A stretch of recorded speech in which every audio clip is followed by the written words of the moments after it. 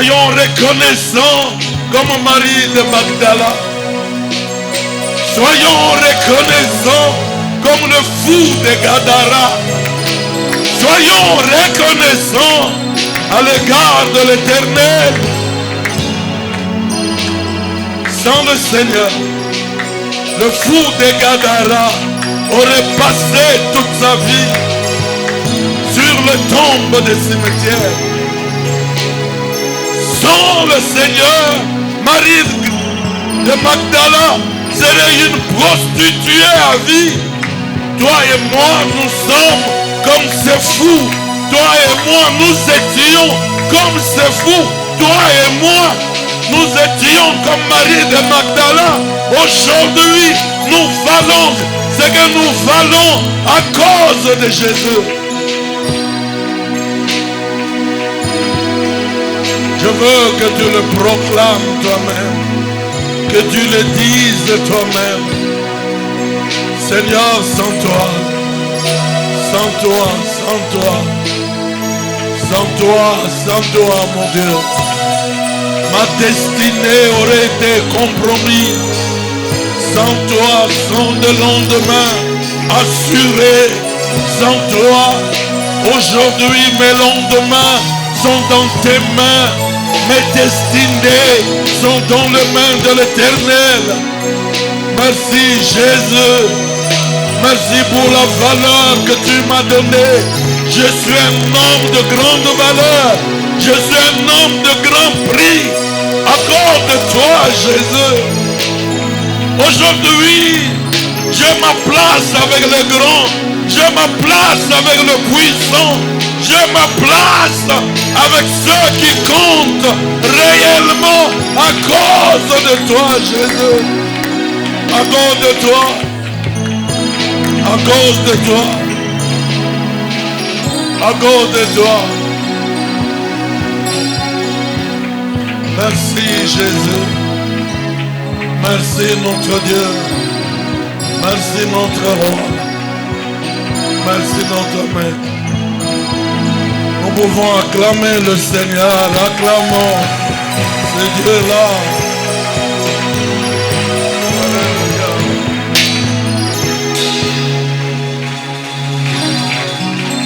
Nous restons debout un instant. Pour ceux qui n'étaient pas là la semaine, nous avons reçu le pasteur Ron Mboko.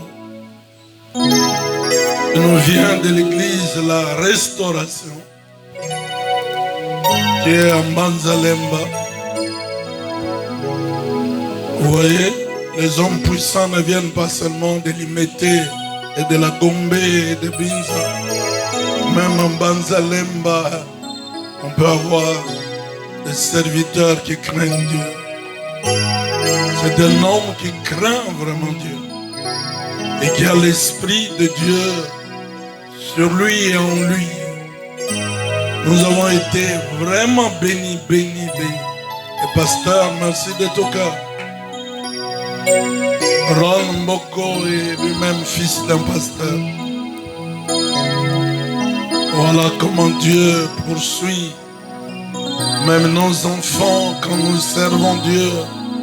Même nos enfants. Nous investissons même pour nos enfants. Son père ne l'a pas vu prêcher ici. Je ne sais pas ce qu'il aurait dit quand il aurait vu son fils nous enflammer comme il le fait jusqu'ici. Pasteur, honnêtement, j'ai été béni. Que le Seigneur vous bénisse. Il n'est pas venu seul, il est venu avec son épouse. Pour ceux qui étaient la semaine, il vous a dit qu'il est une femme merveilleuse. Elle est là. Ah.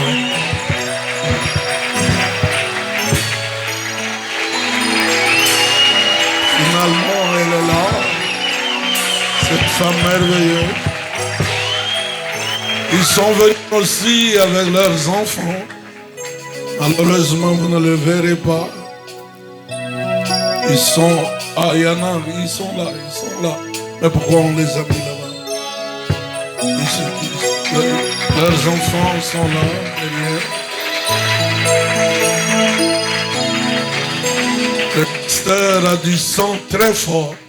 Ses enfants lui ressemblent vraiment. Il n'y a pas de doute. On n'a pas besoin d'ADN. On regarde, on retrouve le pasteur au travers de ses enfants. Alors nous lui donnons la parole, pasteur, soyez le bienvenu.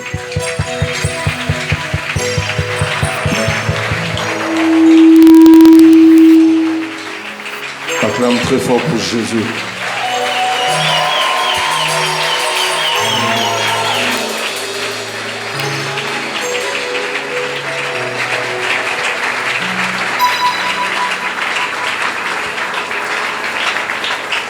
Quand je me suis réveillé ce matin,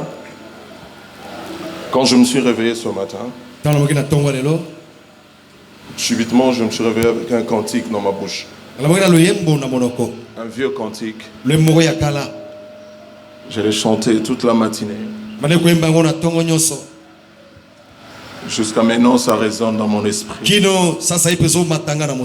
Jésus est au milieu de nous, son regard s'abaisse sur nous, sa douce voix l'entendez-vous. Oh, je vous aime tous. Oh, je vous aime tous. Alléluia. Oh, je vous aime tous. Sa douce voix l'entendez-vous. Oh, je vous aime tous. Et à partir de ce cantique, le Saint-Esprit m'a inspiré une prière. Je voulais demander beaucoup de choses. Je voulais demander l'onction. Je voulais demander la gloire. Je voulais demander la visitation des anges. Je voulais demander. Le Saint-Esprit m'a dit, demande autre chose. Et j'ai commencé à demander à Dieu de vous prouver qu'il vous aime.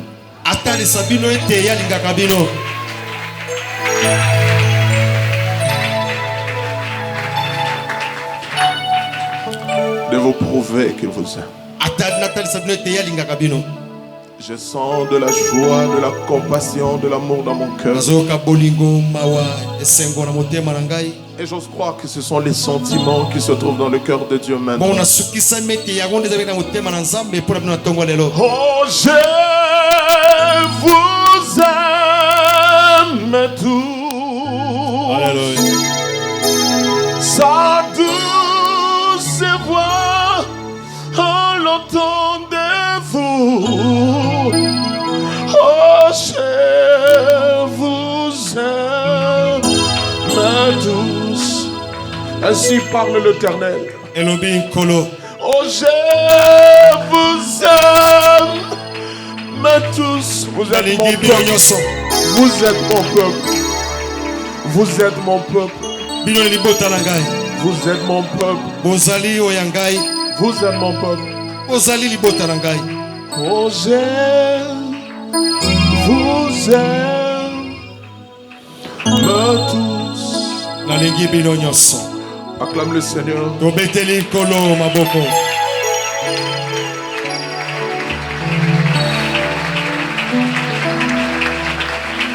Reprenez place, s'il vous plaît. J'apprécie la grâce de Dieu qui a sur Papa Sissi. J'honore l'onction qu'il y a dans sa vie. Je vous serai toujours reconnaissant pour la confiance que vous nous avez faite, vous nous avez témoigné pour nous ouvrir la porte de l'Arche de l'Alliance. Comme je le disais à Papa au bureau, Il y a quelque temps, j'ai fait un service fort dans une église, une des extensions de la restauration à Matongé. Il y avait tellement de prophéties qui fusillaient de partout. Et il y a une prophétie qui m'était destinée à moi. Le Seigneur me disait beaucoup de choses, entre autres qu'il allait m'ouvrir la porte ou les portes de la KDC. Je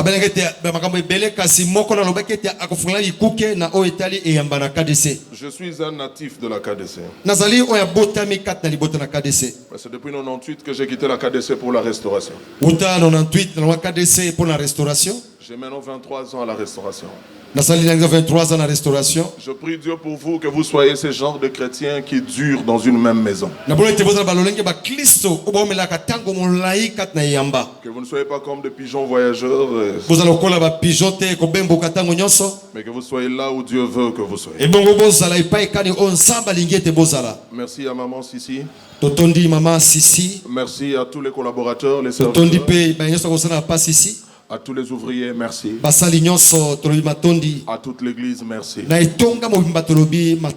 Je vais partir de ce lieu avec un grand souvenir. Celui d'avoir été dans une église vivante. Une église qui a de la vie. J'ai vu le papa au protocole. Wow. J'ai vu de maman à la chorale. Wow. Une église qui a la vie. Merci pour tout. Nous allons lire la Bible. J'ai 4 passages avec moi. Je vais le lire tous en français pour l'économie du temps. Écrivez Exode 4. Exode 4, Exode 4, 22 à 23. Exode 4, 22 à 23. Exode 4, 22 à 23. Exode 4, 22 à 23. Deuxième texte, Exode 5. Exode 5. Exode chapitre 5, verset 1. Exode chapitre 5, verset 1. Exode 5, verset 1. Exode 5, verset 1. Troisième texte, 2 Rois 7. Chapitre 7. 2 Rois 7, 1 à 2. 2 Rois 7, 1 à 2. Et le troisième texte, non, le quatrième et le dernier. 2 Corinthiens 4, 13. 2 Corinthiens 4, 13. 2 Corinthiens 4, 13. 2 Corinthiens 4, 13. Je vais faire la lecture de Exode 4, 22 à 23. En français seulement. Tu diras à Pharaon, sans interprète pour gagner le temps, ainsi parle l'Éternel, Israël est mon fils, mon premier-né. Je te dis, laisse aller mon fils. Augmente-moi le volume s'il vous plaît, pour que je ne crie pas trop. Laisse aller mon fils pour qu'il me serve. Si tu refuses de le laisser aller, voici je ferai périr ton fils, ton premier-né. Très bien. Exode chapitre 5, verset 1. Moïse et Aaron se rendirent ensuite auprès de Pharaon et lui dirent, ainsi parle l'Éternel, le Dieu d'Israël, laisse aller mon peuple pour qu'il célèbre au désert une fête en mon honneur. Le troisième texte en 2 Rois 7, 1 à 2. Élisée dit, écoutez la parole de l'Éternel. Ainsi parle l'Éternel. Demain, quelqu'un dit demain. J'avais demandé à quelqu'un de dire demain. Maintenant, je demande à quelqu'un de crier demain. Merci. Demain à 7 heures, on aura une mesure de fleur de farine pour 1 cycle et 2 mesures d'orge pour 1 cycle à la porte de Samarie. L'officier sur la main duquel s'appuyait le roi répondit à l'homme de Dieu, quand l'Éternel ferait de fenêtres au ciel, pareille chose arriverait-elle? Élisée dit, tu le verras de tes yeux, mais tu n'en mangeras pas. 2 Corinthiens 4, 13. Et comme nous avons le même esprit de foi, quelqu'un dit même esprit de foi. Même esprit de foi. Et comme nous avons le même esprit de foi qui est exprimé dans cette parole de l'Écriture, j'ai cru, c'est pourquoi j'ai parlé, nous aussi nous croyons, et c'est pour cela que nous parlons. Quelqu'un acclame la parole de Dieu. Oh, acclame bien, cette parole va t'obéir. Ok. En cette matinée, pour boucler la boucle, le thème de ce matin, c'est ainsi parle l'Éternel. Ainsi parle l'Éternel. C'est ça le thème de ce matin. Mettez le point de suspension. Point. Ce que les gens appellent 3 points de suspension. 3 points de suspension n'existent pas. Ce sont les points de suspension, mais c'est 3. Point de suspension. Ainsi parle l'Éternel. Ainsi dit l'Éternel. Le pouvoir de Dieu se trouve dans sa parole. De manière générale, la parole de Dieu crée. Nous sommes d'accord? La Bible dit qu'il a tout créé par sa parole. La parole de Dieu amène à l'existence les choses qui ne sont point. La parole de Dieu fait même revivre ce qui a cessé d'exister. Elle amène à la lumière ce qui est caché ou dérobé. La parole de Dieu est la lumière. Oui, vous avez appris à l'école la photosynthèse. Vous savez comment est-ce que la lumière est importante même par rapport à la vie botanique. Comment elle permet aux plantes de germer, aux fleurs d'apparaître. La parole de Dieu est cette lumière qui remplit et qui embellit. Qui a donné la forme au tohu-bohu, au grand chaos qui existait avant la création. C'est cette parole qui a créé les races et les espèces. Et elle a doté de sémences chacune des espèces ou de races afin de perpétrer, d'assurer la pérennisation, la continuation de chacune des espèces et de races. Et quand Dieu a créé l'homme, Dieu a doté l'homme du même pouvoir. Et ce pouvoir s'exerce par la parole. Ce matin, j'aimerais que tu sois plus que conscient que la vie et la mort sont au pouvoir de ta langue. Je dis la vie et la mort sont au pouvoir de ta langue. L'homme s'est vertué au premier exercice de nommer les nomenclaturas, de nommer chacune des espèces, chacun des animaux, même de reptiles, de bêtes de champs, des oiseaux. L'homme leur a tous donné des noms. C'était une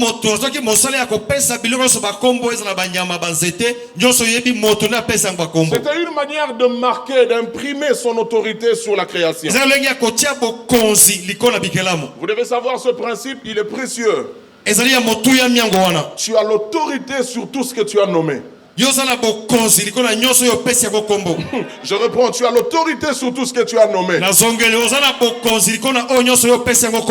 que Zoé peut se lever? Zoé là, il peut se lever? Ok. Bien aimé de la chorale, tu peux le lever, tu peux le soulever pour que les gens le voient très bien. Celui-là, c'est mon fils aîné. Il est né en 2013, merci. Il est beau comme moi, il est en HD.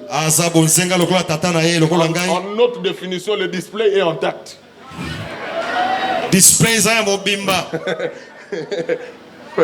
Mon histoire, on parle au Kakoli facture mingite, pas bino botinda ka ba délégation ba toi que no kakola facture ali balande on a moi na so bima côté mo neti noko azana ngidinga donc foko.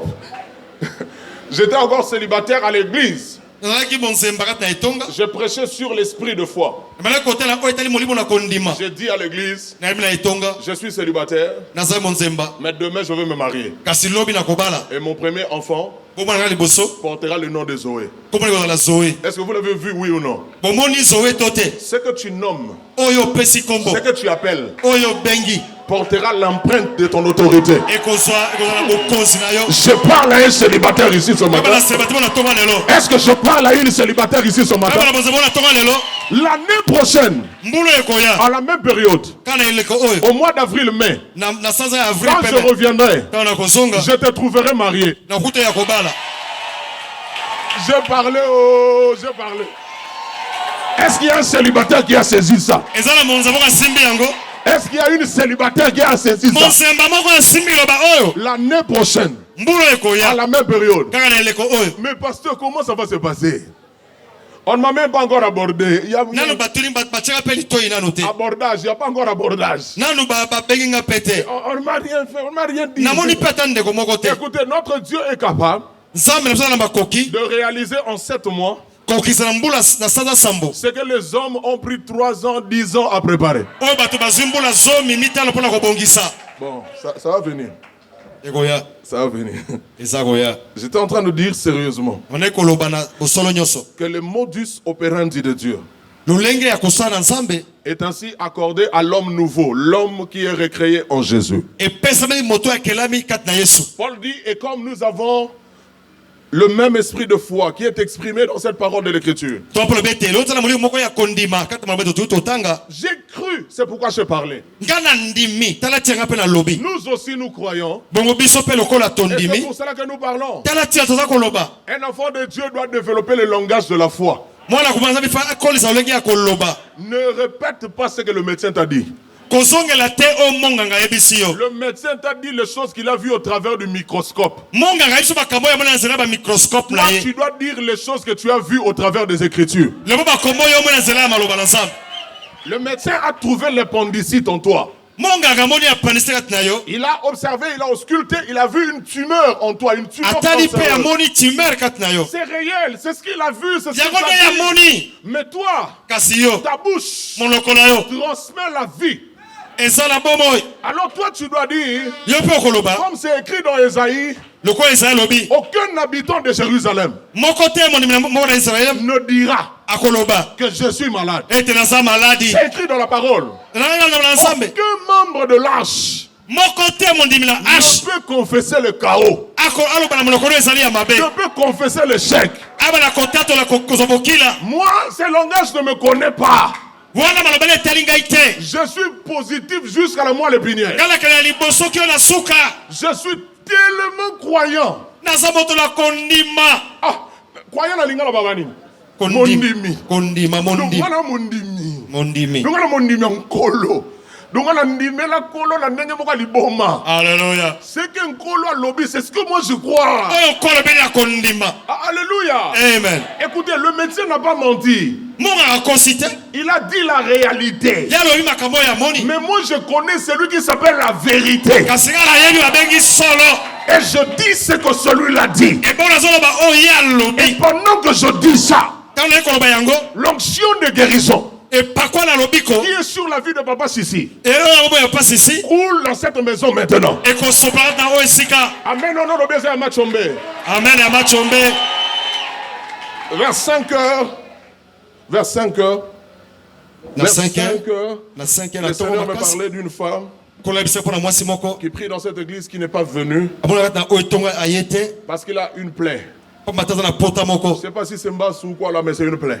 Je la voyais en vision, absente de ce lieu, mais au même moment je voyais les empreintes de son pied dans ce lieu. Le Seigneur m'a fait comprendre qu'elle est fille de la maison. Elle est en train d'être guérie là où elle est. Je ne sais pas de qui je parle, mais je sais que je parle de quelqu'un. Elle est guérie. Et la même onction de guérison fonctionne encore ce matin. Ce matin, tu as le pouvoir par ta bouche de rajouter la lumière à ta vie. Amen. Je disais que tu as le pouvoir par ta parole de rajouter la lumière dans ta famille. La Bible dit que les ténèbres ne régneront pas toujours. Et que les habitants qui marchaient et ceux qui étaient assis dans l'ombre de la mort, ils vont voir une lumière apparaître. Je te dis ce matin que tu vas donner la forme à ce qui est informe en toi. Je suis en train de te dire que tu as le pouvoir de remplir le vide qui existe dans ta vie. Au commencement, la terre était informe. On n'a pas vu le main de Dieu travailler. On n'a pas vu Dieu porter un tablier. On n'a pas vu Dieu enfiler une salopette. La Bible dit, l'Éternel dit que la lumière soit. Et la lumière fut. Et à partir de la lumière, parce que le terrain est éclairé, il se mit à créer et à placer chaque chose dans sa place. Je suis en train de t'annoncer ce matin que de ta bouche sortira une puissance qui a la capacité d'amener plus de clarté, plus de lucidité, plus de lumière dans tout ce qui te concerne. Alléluia. Amen. Mon micro n'est pas bien ce matin. J'ai presque pas de souffle, donc il faut l'augmenter. Amen. Alléluia. Alléluia. Amen. Voilà, ça c'est l'instant. Et Dieu te bénisse. La première fois que la Bible a utilisé l'expression « Ainsi parle l'Éternel », nous l'avions lu dans Exode 4. C'est Dieu qui s'adressait à Pharaon. Je reprends. La première fois que la Bible a utilisé l'expression « Ainsi parle » ou « Ainsi dit l'Éternel », le message s'adressait à Pharaon. Dieu dit à Pharaon que Israël était son fils, son premier-né. Ce qui importe pour Dieu, c'est la filiation qu'il a avec toi. C'est la relation de père-fils qu'il a avec toi. Et bien aimé, tu dois tout faire pour entretenir ça. Deuxième chose que Dieu va dire à Pharaon, il va lui parler du rachat, de la rédemption, de la délivrance. Apôtre Paul dit dans Timothée que Dieu veut que tous les hommes soient sauvés. Troisième chose que Dieu va dire à Pharaon, il va lui faire de menaces, lui adresser des jugements, de châtiments. Arche de l'Alliance. Écoutez-moi très bien. Vous entrez dans une nouvelle dimension. Vous entrez dans une nouvelle saison où Dieu va s'occuper des ennemis de vos destinées. Est-ce que je suis en train de parler comme un homme? Toute personne qui souhaite te voir asservi à toujours. Toute personne qui souhaite te voir trimer, souffrir dans la vie. Cette personne sera terriblement châtiée par ton Dieu. J'annonce comme un prophète de Dieu. Le bourreau de vos vies. Ceux qui sont le plus cruels, le plus opiniâtres, le plus têtus, ils seront jugés et punis par l'Éternel Sabaoth. Enfin, quand Dieu parle à Pharaon, lui disant ainsi parle l'Éternel, Dieu parle de l'adoration et du service. Laisse aller mon peuple pour qu'il célèbre au désert une fête en mon honneur. Arche de l'Alliance. Comme un envoyé de Dieu, je viens déclarer sur chacun de vous. Permettez que je vous tutoie. Je viens de parler sur chacun de vous. Ton intimité avec Dieu va s'accroître. Je suis en train de parler à un enfant de Dieu. Ton intimité avec Dieu va s'accroître. Je parle comme un envoyé de Dieu. Je dis ceci. Le niveau de vie spirituelle que tu as maintenant, c'est le niveau de vie spirituelle le plus bas que tu auras toute ta vie. À partir de maintenant que tu es en train de crier Amen, ton amour pour le Seigneur ne fera que s'accroître. Ton amour et ton attachement à Dieu ne fera qu'augmenter. Toute personne qui viendra en ces lieux, ou partout où vous de ces lieux vous serez, il y a quelque chose qu'on dira sur vous comme un refrain.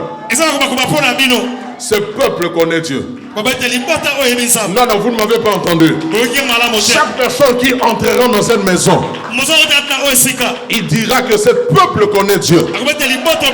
Et partout où toi tu iras de la part de Dieu, les personnes qui vous entendront et que vous verront, ils diront que cet homme ou cette femme connaît Dieu. Tu atteindras des dimensions insoupçonnées, non atteintes jusqu'alors. Oh, oh, oh, oh, oh, oh, oh, oh, oh. Mon Dieu, mon Dieu, mon Dieu. Alléluia. Mon Dieu. Cette nouvelle intimité va dépasser le limite du raisonnable. Ce sera de l'overflow, du débordement. Ça va déborder le limite. Vous entrez dans une dimension du sacerdoce et de consécration hors pair. Parmi le nom de Dieu en hébreu, il y a un nom qui est El Olam. Traduit abusivement en français, le Dieu d'éternité. Pourquoi je dis abusivement? C'est le même cas avec Jéhovah. Comment on l'appelle? Le dernier Dieu tout-puissant. El Shaddai. Là encore, il y a une traduction abusive. El Shaddai se traduit en français par Dieu tout-puissant. El Shaddai ne peut pas être Dieu tout-puissant. Parce que dans El, dans le préfixe El, qui veut dire Dieu, il y a déjà la notion de la toute-puissance. Dieu est Dieu parce qu'il est omnipotent. Dieu est Dieu parce qu'il est omniscient, omniprésent et tout ça. Donc El Shaddai ne peut pas se limiter à dire le Dieu tout-puissant. Non. El Shaddai, c'est le Dieu tout suffisant. Il est déjà tout-puissant dans le fait qu'il est Dieu. Mais le Shaddai amène le niveau ou la dimension de la toute-suffisance. C'est le Dieu qui rend fécond. C'est le Dieu qui rend fécond. Il donne la capacité au couple stérile d'avoir des enfants. Maintenant,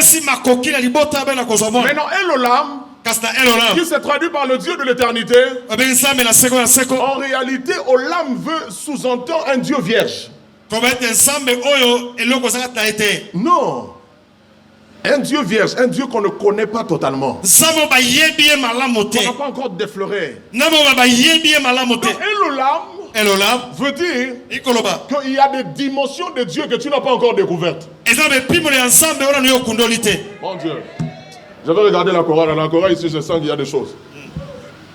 El Olam, c'est le Dieu qui a des dimensions que tu n'as pas encore découvertes.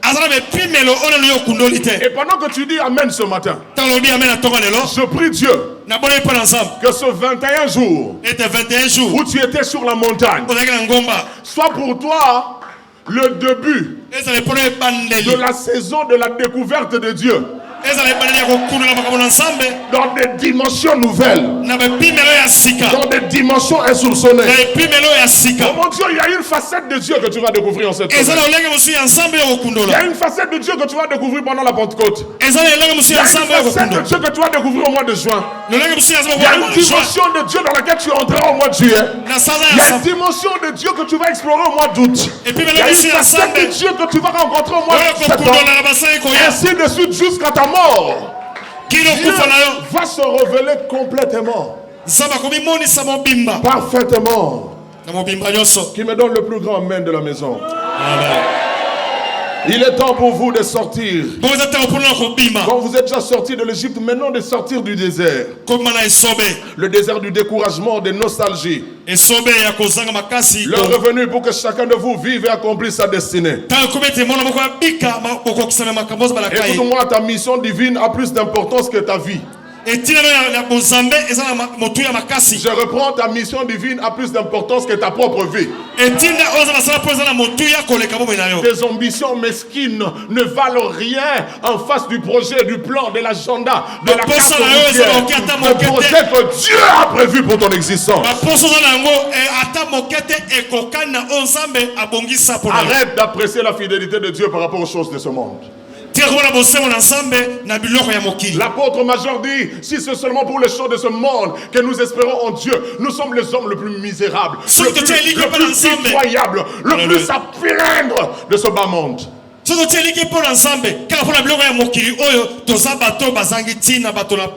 nous pourvoit notre pain quotidien, ça c'est sûr. Il nous donnera infiniment au-delà de ce que nous pensons ou demandons, ça c'est certain. Ce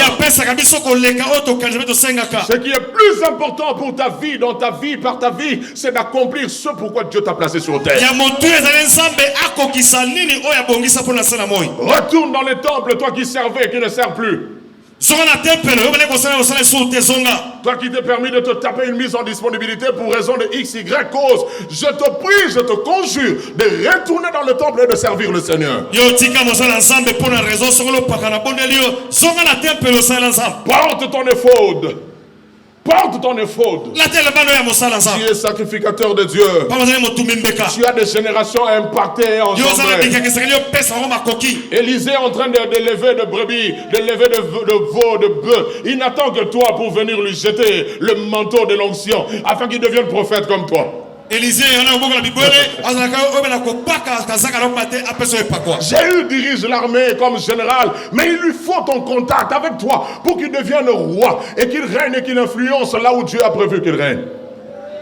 Oh oh. Tu m'entends pas? Il n'y a pas de retour. Celui qui sert Dieu engendre des hommes et de femmes influents dans tous les secteurs de la vie. Je suis pasteur.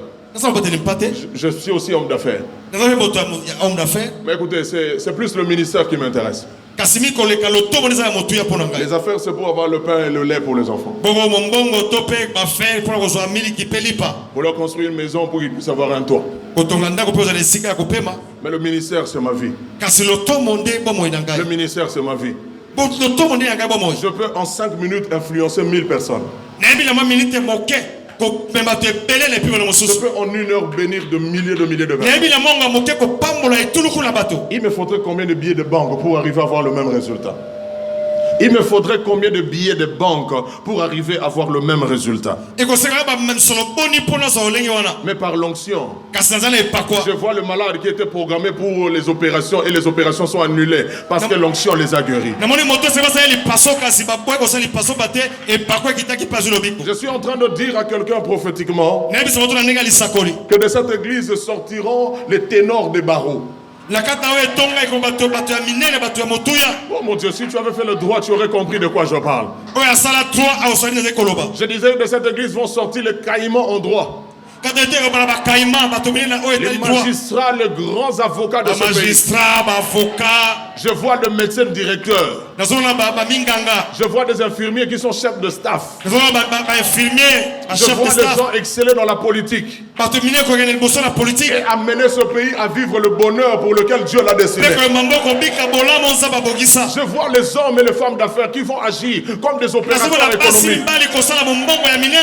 Et quand j'écrivais cette phrase, le Saint-Esprit m'a clairement dit dans mes oreilles. J'étais là, le matin. Le Saint-Esprit a dit dans mes oreilles. Certains membres de cette église détermineront le taux du jour, le dollar fort dans ce pays. J'ai parlé L'ainsi dit l'Éternel a quelques caractéristiques que je m'en vais rapidement vous donner. Première chose, je veux plus me baser sur le texte de 2 Rois chapitre 7 verset 1 à 2. Première chose, l'ainsi dit l'Éternel ne tient pas compte des réalités présentes. Pas du tout.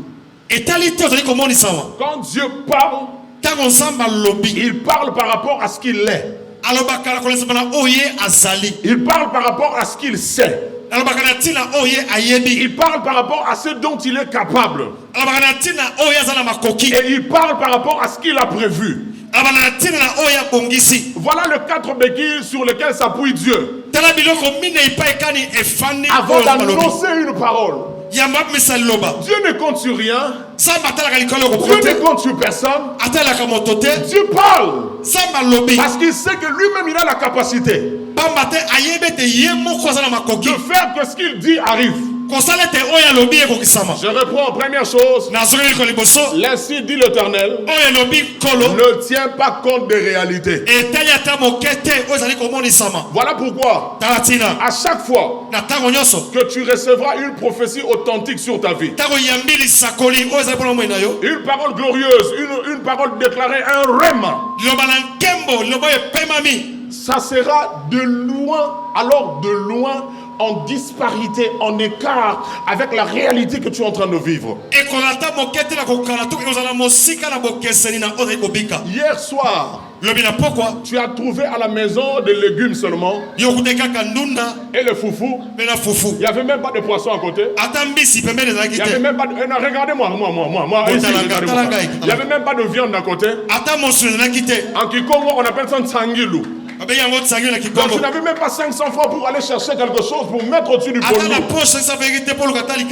Aujourd'hui matin, avant de venir à l'église,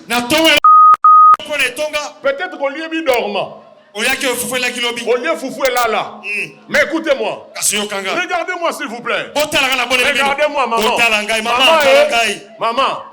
Regarde-moi. Et aujourd'hui matin, tu as mangé le foufou bidormant.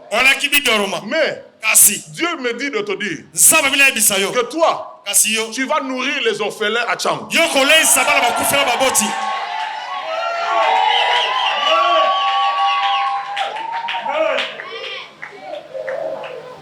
J'étais célibataire.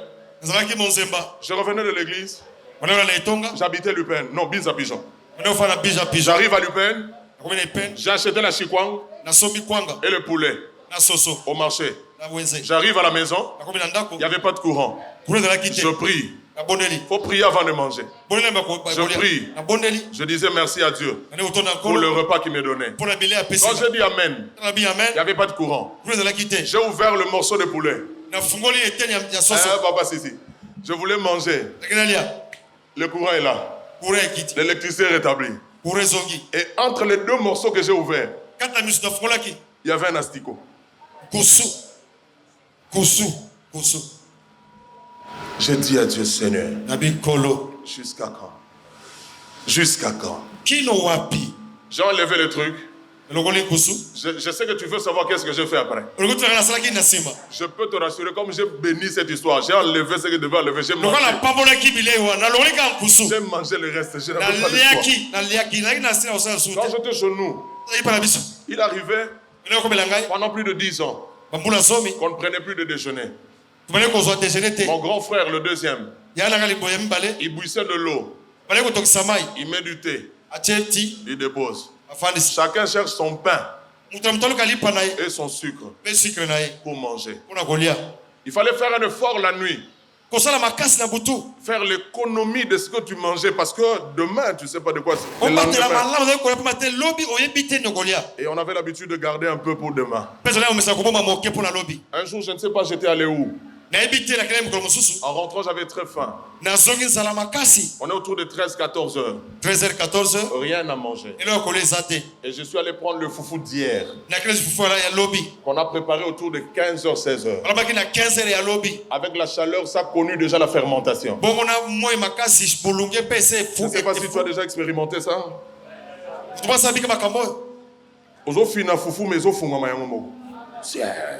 Donc, il m'a dit déjà que Nabi, j'ai pas le choix. De toutes les façons, on a les boumoubé et Kobolaka. J'ai vécu ça. J'ai vécu ça. Mais aujourd'hui, j'ai du mal. J'ai du mal à manger 2 pains. 2 pains.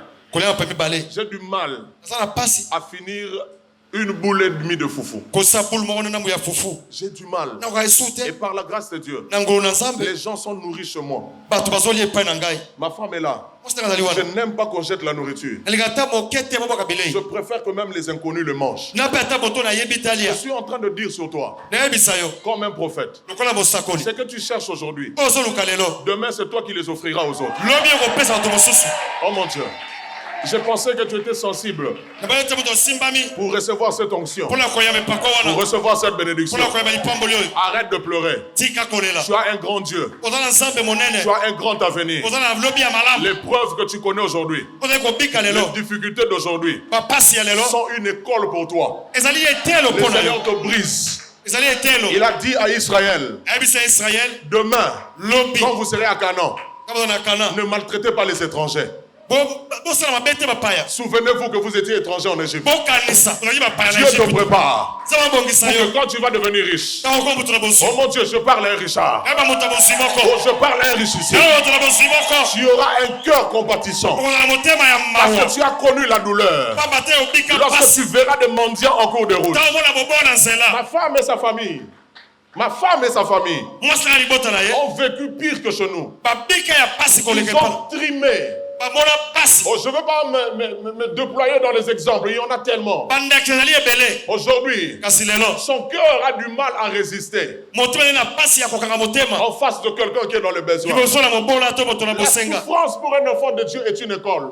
D'où me viennent ces choses? La souffrance pour un enfant de Dieu est une école. Tu n'es pas maudit. Tu n'as pas de lien de pauvreté.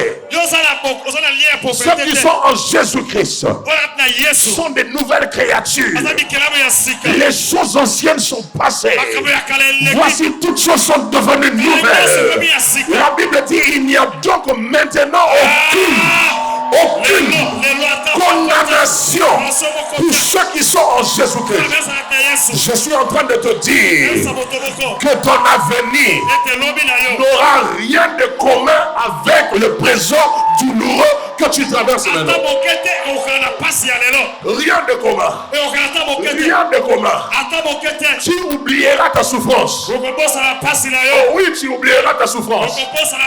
Tu te moqueras. Tu seras en train de raconter les histoires.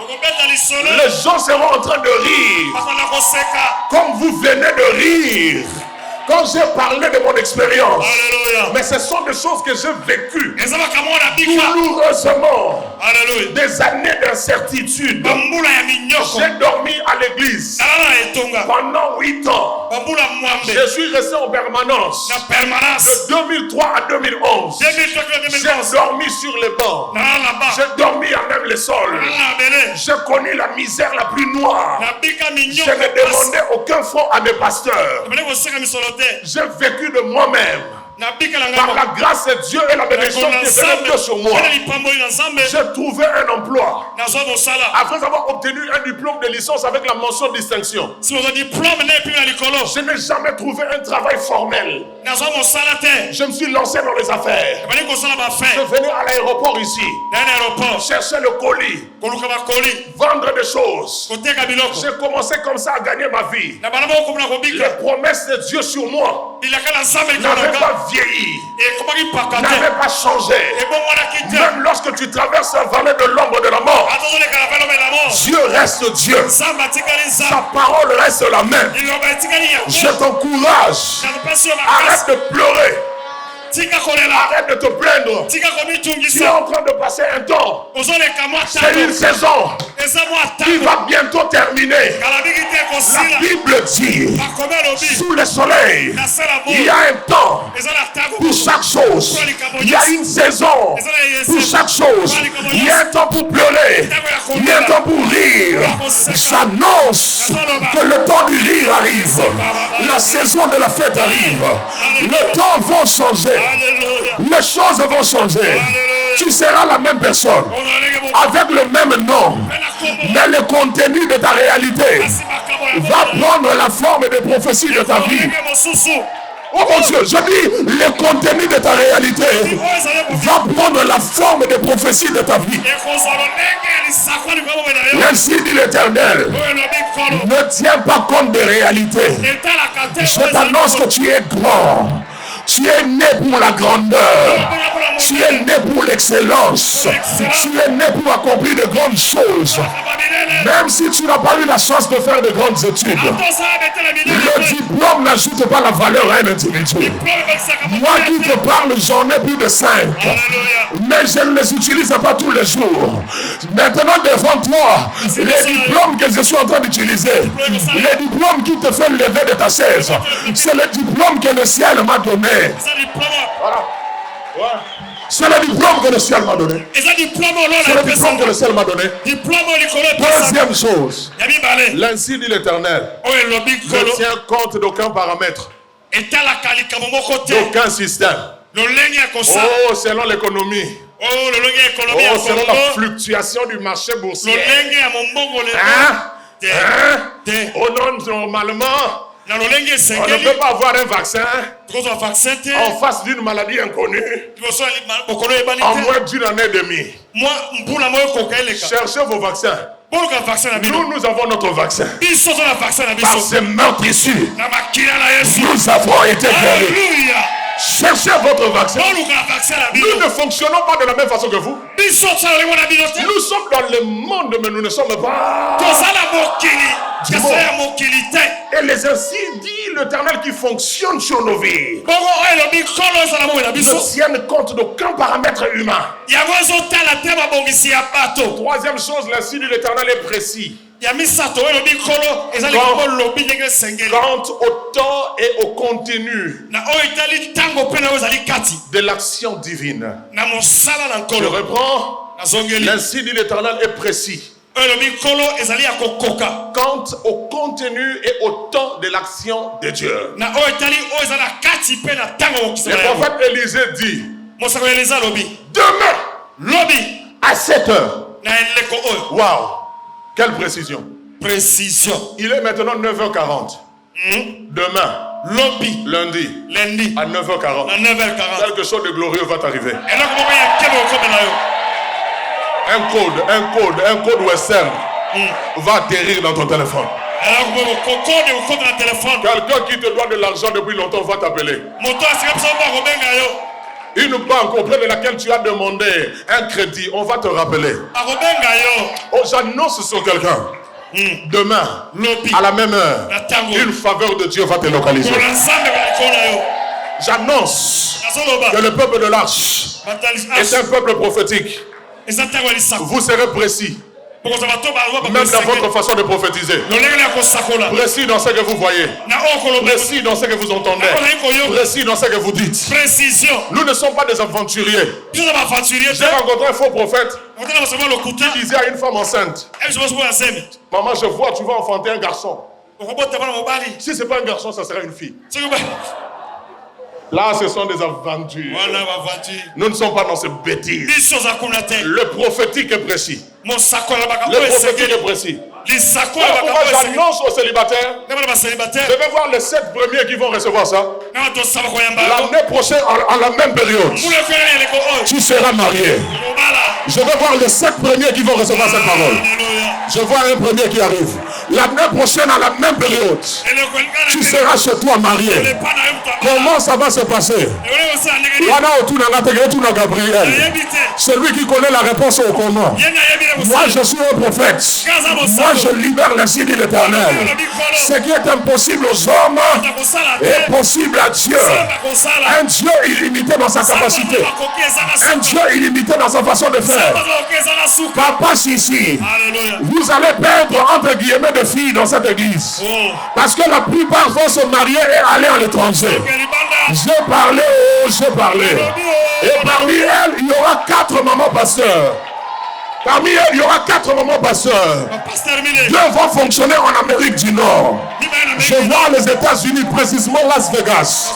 Je vois le Canada, précisément la ville d'Ontario. J'annonce comme un prophète de Dieu. Le temps est venu. Avec précision. Vous allez voir à partir de ce mois, jusqu'on arrive au mois de mars, avril de l'année prochaine, les bénédictions nuptiales seront en excès ici. Les jeunes gens de ce quartier voudront venir dans cette église parce qu'ils en prendront. Kuna babala batalate, babala batalate. Sabrayande. Le signe de l'Éternel nécessite la foi. La foi est une adhésion. Celui qui croit adhère, entre dans la parole qu'il reçoit, dans la parole qu'il entend. L'officier qui était incrédule, il a répondu au prophète, même si l'Éternel faisait du ciel des fenêtres, est-ce que pareille chose peut arriver? Oh, je bénis le gouvernement du Congo. Je bénis les autorités de ce pays. Je prie Dieu, avant qu'à la fin de l'année, que le prix au marché soit divisé par deux. Ouais. Ce qui coûte 3000 francs, avant le 31 décembre de cette année, nous l'achèterons à 1500 francs. Je l'annonce, j'ai parlé. Si tu crois, tu mangeras ça. Si tu ne crois pas, tu verras, mais tu ne mangeras pas. Alléluia. Écoutez-moi. Ah, ça c'est fort. L'ainsi dit l'Éternel crée l'atmosphère du surnaturel. Pendant que je parle ici maintenant, l'atmosphère est saturée. Il y a une onction. Il y a des gens qui n'arrivent plus à écrire. C'est normal. L'atmosphère est saturée. Il y a une onction de Dieu ici. La sœur là en gilet noir. En gilet noir. Les choses que je vois sur toi. Pendant que je parle, l'atmosphère qui est autour de ta vie, avant qu'on ne finisse ce culte, des choses vont arriver. Et si je suis un homme de Dieu, avant 2025, au Congo on parlera de toi. Reçois cette grâce qui vient sur toi. Reçois la qui vient sur toi. Reçois la qui vient sur toi. Oh my God. L'ainsi dit l'Éternel est capable de changer drastiquement la situation. La situation change profondément, brutalement. Elle change de fond en comble. Lorsqu'une parole de gloire est libérée sur quelqu'un, c'est le contenu de la vie de cette personne qui est influencée. Huitième chose, l'ainsi dit l'Éternel est une parole créatrice. L'ainsi dit l'Éternel est une parole créatrice. Elle déclenche, elle inaugure des saisons dans des vies. Je vois une nouvelle saison arriver dans cette église. Oh, je n'ai pas entendu un amen glorieux. Je vois une nouvelle saison arriver dans cette église. Une saison de grâce. L'ainsi dit l'Éternel te fait entrer dans une nouvelle phase de ta destinée. L'ainsi dit l'Éternel te place dans une nouvelle étape de ta vie. Oh, je peux te rassurer qu'au sortir de ce culte, ta vie a avancé. Je n'ai pas entendu un amen. Je dis, si tu n'as pas observé la poussée de tes cheveux, si tu n'as pas observé la poussée de tes cheveux, si tu n'as pas observé la poussée de tes ongles, je peux te garantir comme un homme de Dieu, pendant que tu seras en train de franchir le seuil de cette église au sortir, même ceux qui sont à Goshen là-bas, pendant que vous serez en train de franchir le seuil de cette parcelle bénie, vos vies auront progressé. Lève-toi là où tu es, fais 2 pas à l'avant. Lève-toi là où tu es, fais 2 pas en avant. Fais 2 pas en avant. Ta vie a progressé. Ta vie a progressé. Je dis que ta vie a progressé. Tu viens de quitter le stade où tu étais et tu as avancé avec le Seigneur. Et tu as avancé avec le Seigneur. Je dis que tu as avancé avec le Seigneur. Les choses ne seront plus jamais les mêmes. L'ainsi dit l'Éternel est chargé d'autorité. Oh.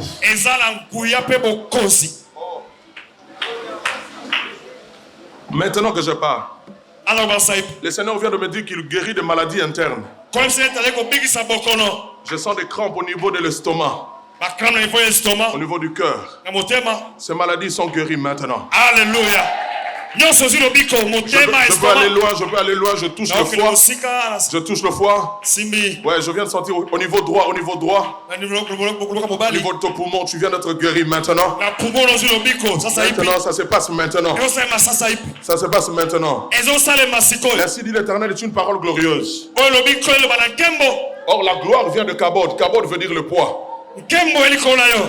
L'ainsi de l'Éternel est une parole qui pèse. À partir de maintenant que tu m'entends, ta voix va peser. Il y a des hommes qui se sont retrouvés auprès des rois parce qu'ils avaient des paroles qui pesaient. Je parle d'Achitophel. Comme Achitophel, je prie Dieu que les grands de ce monde ne fassent rien avant de t'avoir écouté. Je réponds que le grand de ce monde ne décide sur rien avant d'avoir eu ton avis. Parce que t'écouter, c'est comme écouter Dieu lui-même. Parce que ta parole a du poids. Et à chaque fois qu'on te consultera, tu ouvriras ta bouche avec un oracle. Même si tu ne dis pas ainsi dit Dieu. Mais le contenu de tes propos viendra tout droit du cœur de Dieu. Tu seras comme un haut-parleur. C'est Dieu qui parle. Mais on l'entend par toi. Jean-Baptiste dit, je suis la voix de celui qui crie dans le désert. Jean-Baptiste n'était pas celui qui criait dans le désert. Non. Non. Il était la voix de celui qui crie. C'est quelqu'un d'autre qui crie. Mais on entend la voix de ce quelqu'un d'autre au travers de la voix de Jean-Baptiste. Pendant que tu es en train de dire Amen, je prie Dieu qu'on entende Dieu par ta bouche. Papa Sissi, les enfants de cette église, pendant qu'ils seront en train d'évangéliser dans des bus, ils seront en train d'agir sous une onction prophétique de paroles de connaissance. Du chauffeur au receveur, détaillant les choses qui se passent dans le cœur des gens. Il sera difficile de ne pas recevoir votre Jésus. Il sera difficile de ne pas croire en votre Jésus. Parce que comme la femme samaritaine, les hommes auront des prophètes devant eux. J'en profite maintenant parce que je vois l'image de Rachel. Je bénis tous les évangélisateurs de cette église. Je bénis tous les gagnants d'âme de cette église. Désormais le travail sera différent. Partout où vous passerez, on vous appellera Sisabidimbo. Vous laisserez des traces. Vous passerez dans une parcelle. Les malades seront guéris. Papa Sissi me partageait un témoignage. Il a prié pour un frère qui était poignardé. Et pendant qu'il priait pour le frère à l'hôpital, il y avait quelqu'un d'autre sur son lit qui était malade. Alors que Papa Sissi priait à voix basse pour ne pas déranger les autres malades. Quand il a fini la prière pour ce frère pour lequel il était parti, grande fut sa surprise de constater qu'un autre malade à côté a répondu Amen. Je parle parce que je fonctionne sous l'onction qui agit dans cette maison. Vous passerez prêcher dans une parcelle. Tout problème qu'il y aura dans cette parcelle aura la solution. Pendant que je suis en train de parler, le Seigneur me dit, dans ce coin, il y a une forte mouvance des églises traditionnelles. Vuvamo, Bundudiakongo, Pévialongo, Kimbangisme. Le Seigneur me dit, même ces gens-là qui sont hostiles au nom de Jésus, ils vivront des guérisons spectaculaires. Il leur sera difficile de ne pas admettre que Jésus est vivant. Je l'annonce comme un homme de Dieu. Parce qu'elle ainsi dit l'Éternel est une parole d'autorité. Cette autorité vient sur vous ce matin comme un manteau. Elle se repose sur vos épaules. Tu n'es pas n'importe qui. Les sorciers trembleront devant toi. Les occultistes trembleront devant toi. Celui qui est en toi, il est le créateur du monde. Celui qui est en toi a créé Lucifer. Celui qui est en toi est plus fort que tous les Sheol, que tout le monde pandémonium, que tout l'enfer réuni. Il est plus fort. Pendant que je parle, je viens de voir dans ce coin ici comme des chariots de feu se lever sur les airs. Qu'est-ce qui se passe ici? J'ai vu un chariot de feu monter rapidement dans ce coin-là. Cette église n'est pas n'importe quelle église. Oh, laissez-moi parler français. Cette église n'est pas normale. Cette église n'est pas normale. Vous aurez des cultes qui commenceront et vous ne saurez pas quand ça va terminer. Vous aurez des cultes de 3 jours, non-stop. Vous aurez des cultes d'1 mois, non-stop. Les uns viennent, les autres sortent. Les uns viennent, les autres sortent. Les modérateurs changent. Le lead dans la chorale change au micro. Un culte qui a commencé pour ne jamais finir. J'annonce un temps de réveil. Si je suis un homme de Dieu, j'annonce un temps de réveil. Un réveil puissant qui va toucher cette église. Qui va toucher les entrailles du sol de cette église. Je bénis ce lieu. Je bénis cette terre, je bénis ce sol, toute plante qui touchera ce lieu, tout pied qui entrera dans cette maison recevra la solution que seul Dieu peut accorder à un homme. Je vois des maladies disparaître. Quelqu'un entrera malade. Il ira se soulager aux toilettes. Il va constater du sang. Il sera en train de faire sortir le cancer qu'on a détecté dans son sang. Le cancer qu'on a détecté dans son côlon. Le cancer qu'on a détecté. My God.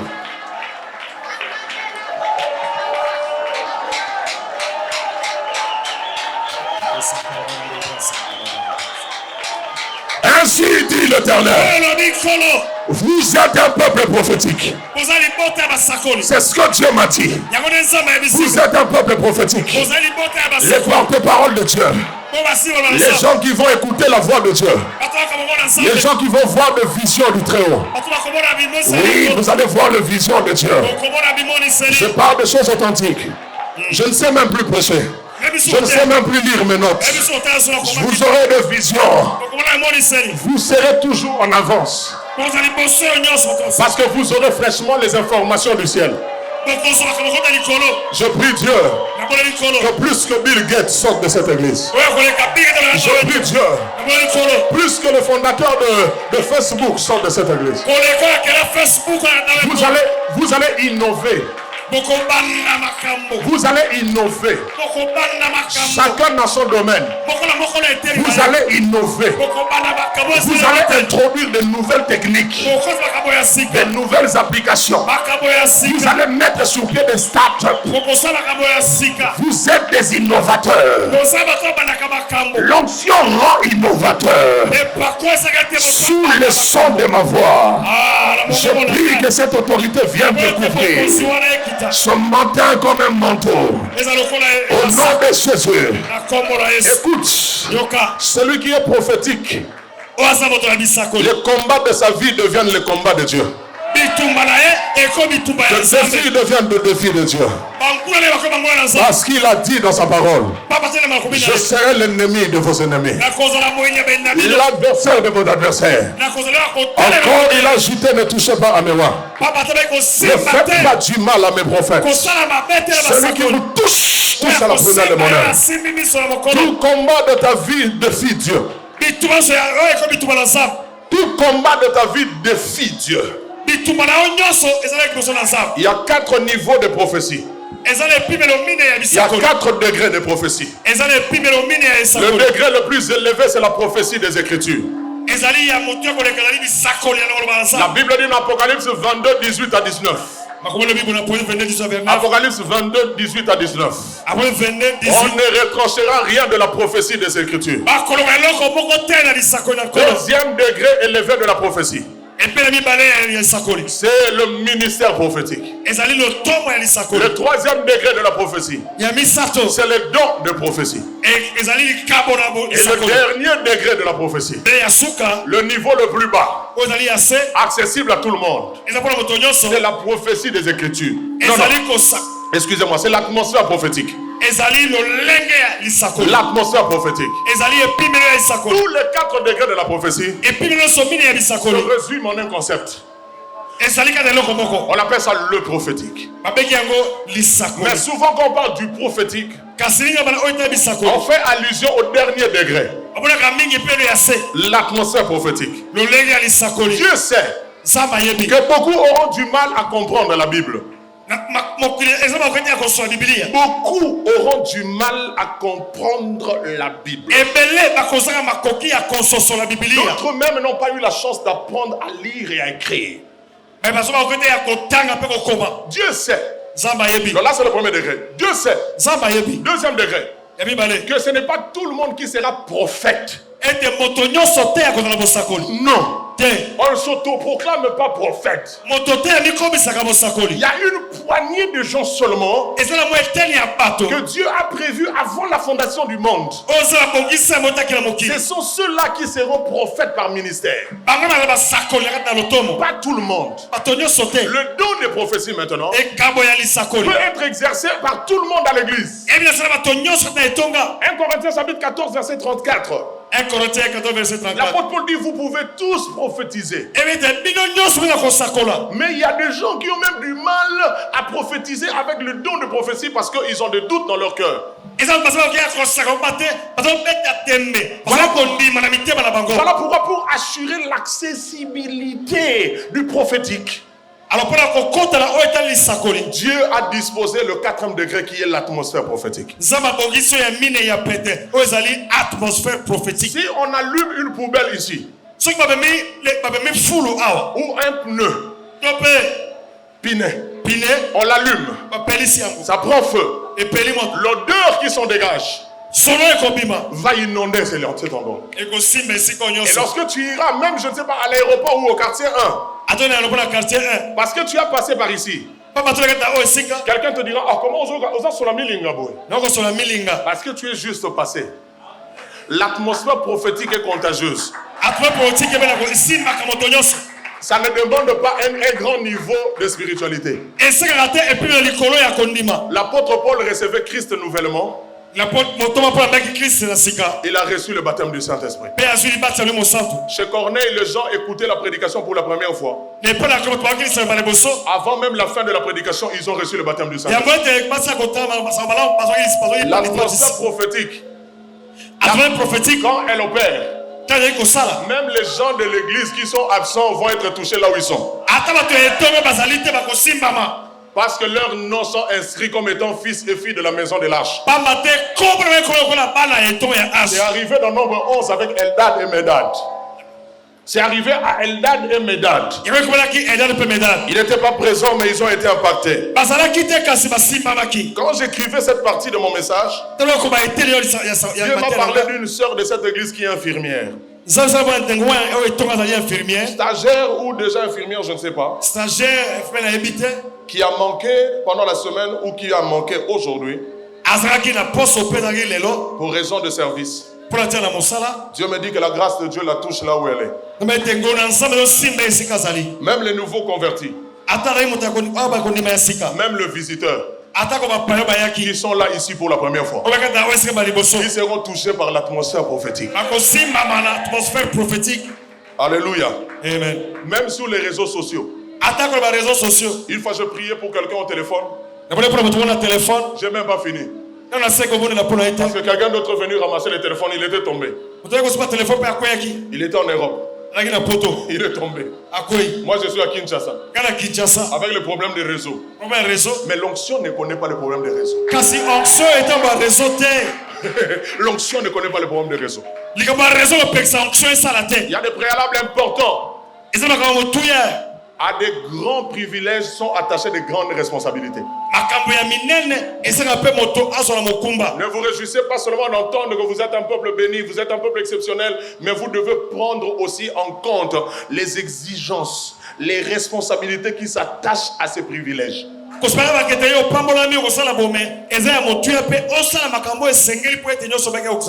une église désireuse et qui sait entretenir la présence de Dieu.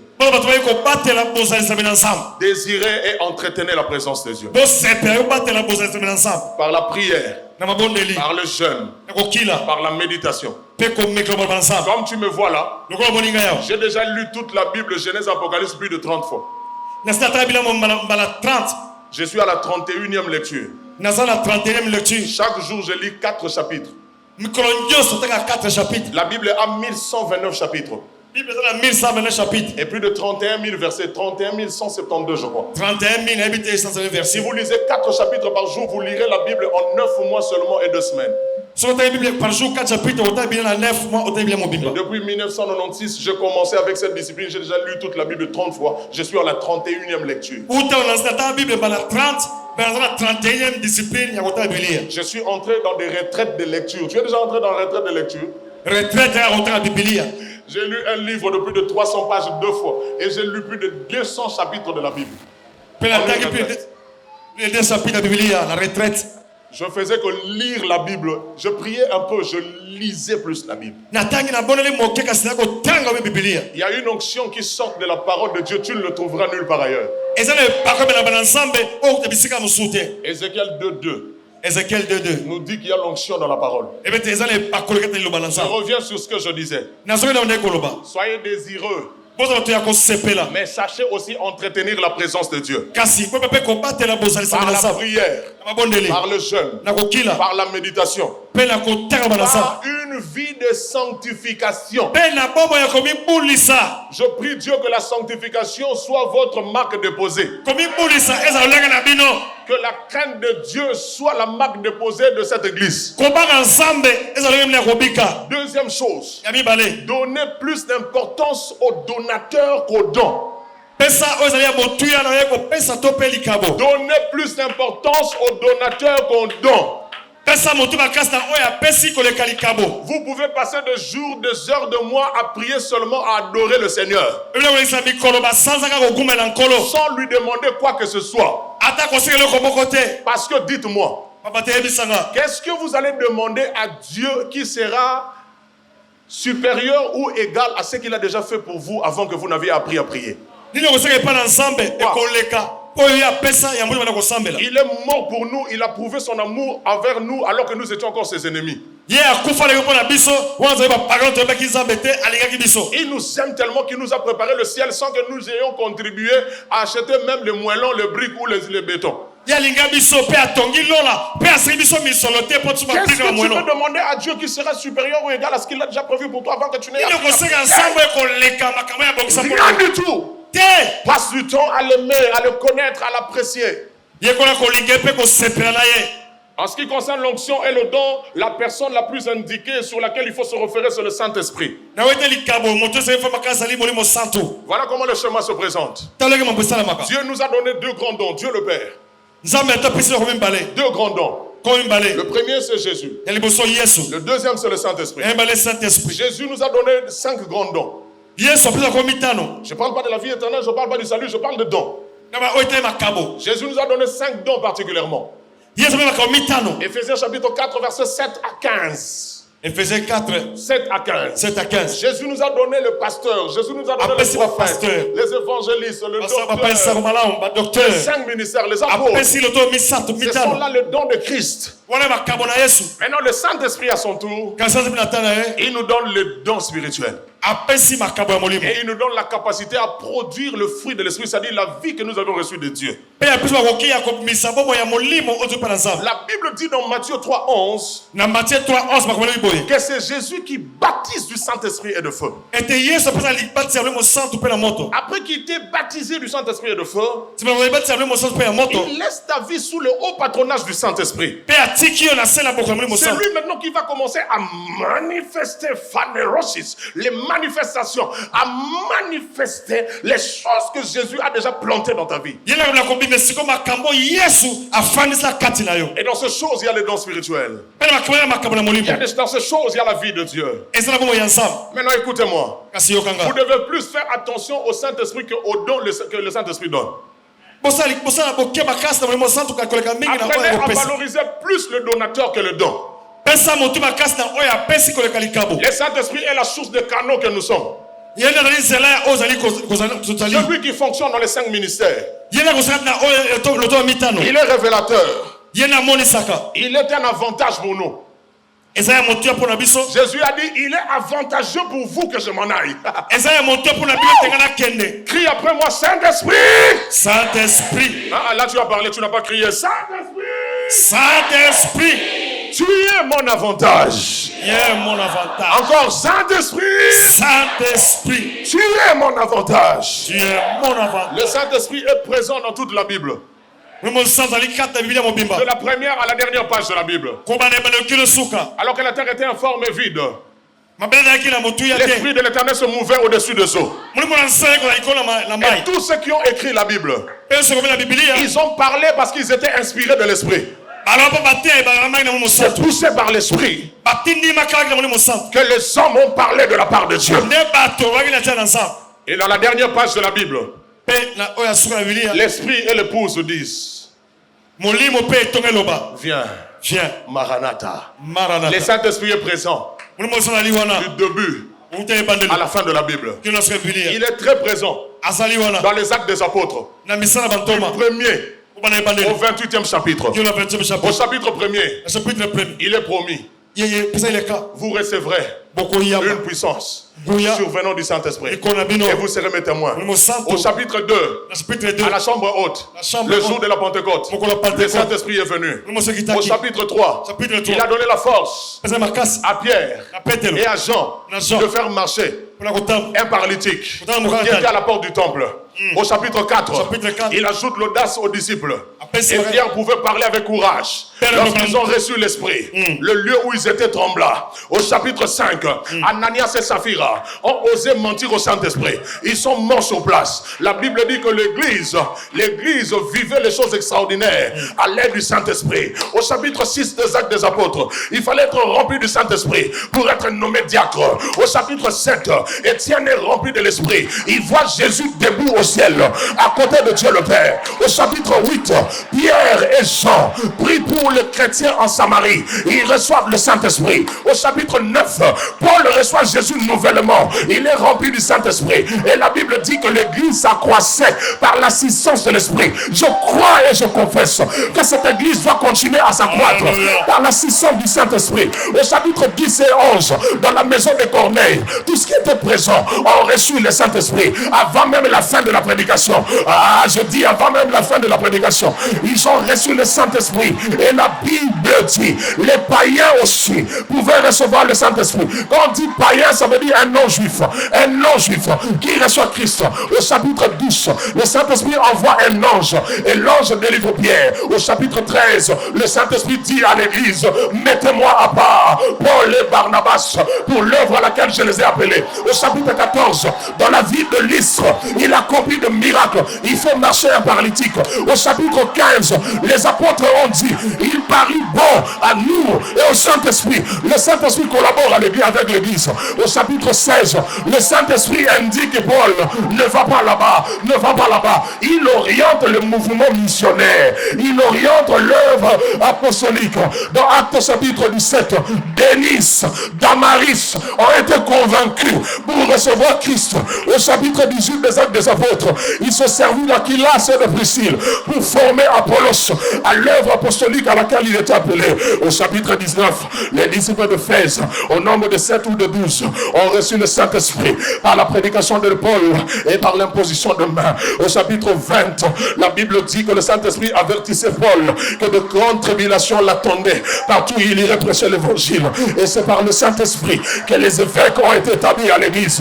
Au chapitre 21, Agabus, saisi par l'Esprit, s'exprime en ces termes: ainsi parle le Saint-Esprit. C'est pour la première fois que la formule ainsi dit l'Éternel a été remplacée par ainsi parle le Saint-Esprit. Et non seulement ça, il y a eu un homme qui était diacre, qui est devenu évangéliste, du nom de Philippe.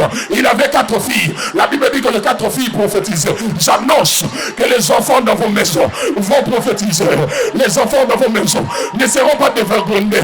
Aucun enfant fille, aucun enfant mâle ne connaîtra la sexualité avant le mariage au nom de Jésus. Est-ce qu'il y a un amen dans la maison?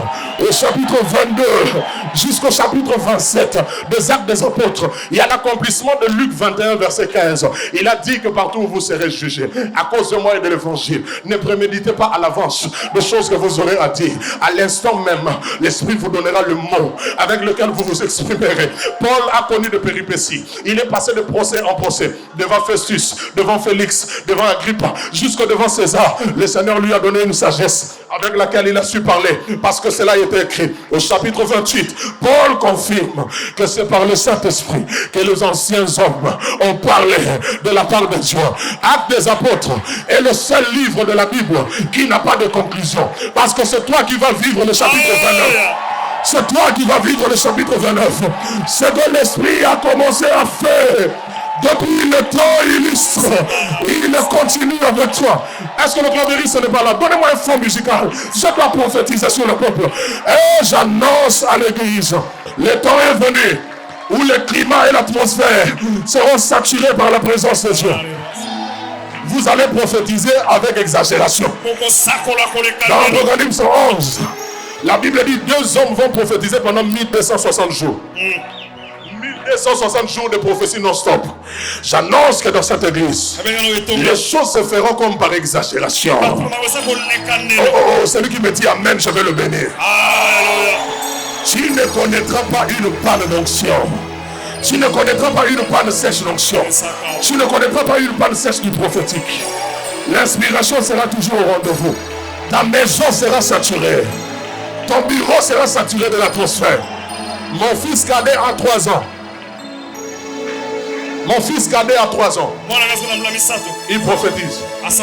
Il prophétise. C'est un prophète. Avant sa naissance, Dieu me l'a dit. Par 5 personnes. Et Dieu m'a dit, depuis l'âge de 3 ans, il m'arrive de parler avec lui. Loin de sa mère. Et moi et lui, nous savons de quoi nous parlons. Je suis en train de dire que même dans le ventre de maman, vos bébés seront baptisés du Saint-Esprit. Tu dis, pasteur, tu exagères. Attends, ce que Dieu va faire là, tu vas connaître la signification du mot exagération. Jean-Baptiste a été baptisé du Saint-Esprit. Répondez-moi parce que vous êtes une église biblique. Jean-Baptiste a été impacté de l'esprit où? Jean-Baptiste, et qui l'a baptisé? Marie ou le bébé que Marie portait? Marie, ton bébé, oh, viens. Elle est déjà là. Babuzo baona batali mwana mutu ba otala mwana nanga mutu. Yo ozoluka miso kufa yo. Ozoluka nini? Vos enfants sont intouchables. Ils traverseront des chaussées. Ils iront à l'école. Ils retourneront. Ils croîtront. Ils serviront Dieu. Je l'annonce. La sécurité de vos enfants soit assurée.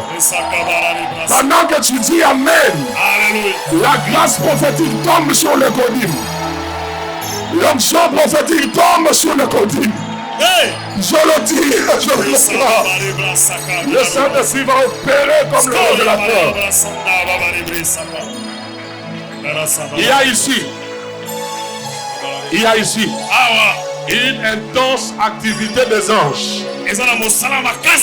Les gens vont tomber sans sentir aucune douleur.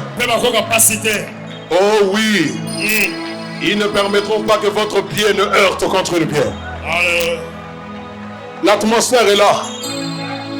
Le maître, le roi est là et les anges sont là. Les anges sont en mouvement pendant que je parle. Avant même que je le dépose au micro, ils sont en mouvement. Ézéchiel chapitre 8. Une porte s'est ouverte dans le règne de l'esprit. Ézéchiel a percé la muraille. Il a vu les hypocrites de l'église qui étaient en train de faire l'idolâtrie. J'annonce que la porte d'Ézéchiel 8 est encore ouverte ce matin. Tu vas accéder au règne de l'esprit.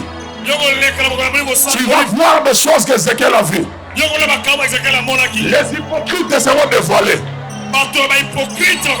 Les idolâtres te seront soumis. Les occultistes vont s'agenouiller devant toi. Les sorciers vont obéir. Apocalypse 4 verset 1.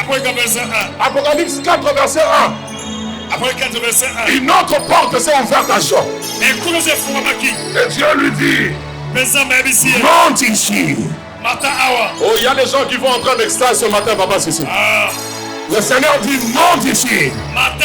Il y a des gens que le Seigneur va convoquer ce matin.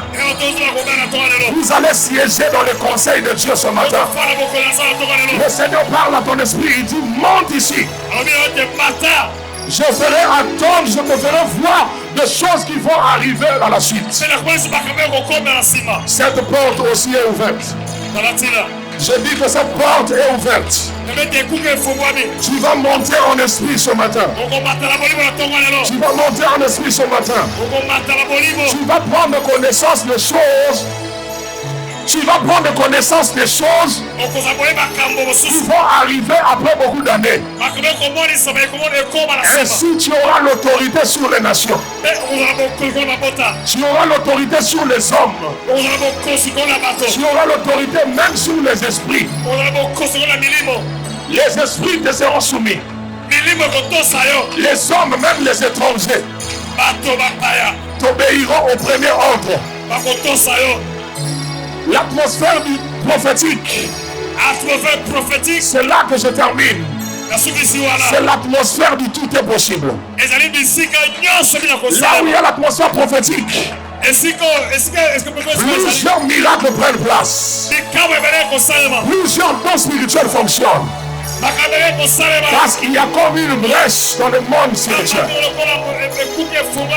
Je parle aux serviteurs de Dieu de cette église. À tous les collaborateurs de Baba Sissi.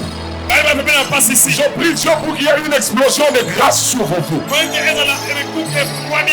Une explosion de grâce sur vos vies. Les premières personnes à expérimenter l'atmosphère prophétique dans la Bible étaient les anciens d'Israël qui étaient collaborateurs de Moïse. Il y a quelque chose qui arrive ce matin. Je vais fermer mon cahier parce que je ne vais même pas citer le prière. Sache seulement qu'il y a un manteau qui vient sur toi. Dieu guérit les malades. À partir de ce matin, tu vas commencer à voir, entendre et à parler de la part de Dieu. Les choses deviennent possibles dans ta vie. À cause du manteau que tu portes. Écoute la cerise sur le gâteau. Écoute la cerise sur le gâteau. La fin de toute chose. J'annonce que dans ta vie, les ainsi dit l'Éternel que tu portes deviendront tous les ainsi fait l'Éternel. Ce que Dieu a promis par sa parole, il l'accomplit par sa puissance. Ce qu'il promet par sa parole, il l'accomplit par sa puissance. Je demande à tout enfant de l'âge qui reconnaît en moi comme étant un don de Dieu, un envoyé de Dieu, un oint de Dieu devant sa vie. Ferme tes yeux, lève tes deux mains au-dessus. Dis après moi, je reçois. Je reçois. Je n'ai pas entendu, je reçois. Je reçois le manteau. Le manteau de ma vie. De ma vie. L'onction. L'onction de ma destinée. De ma destinée. Arrive sur moi.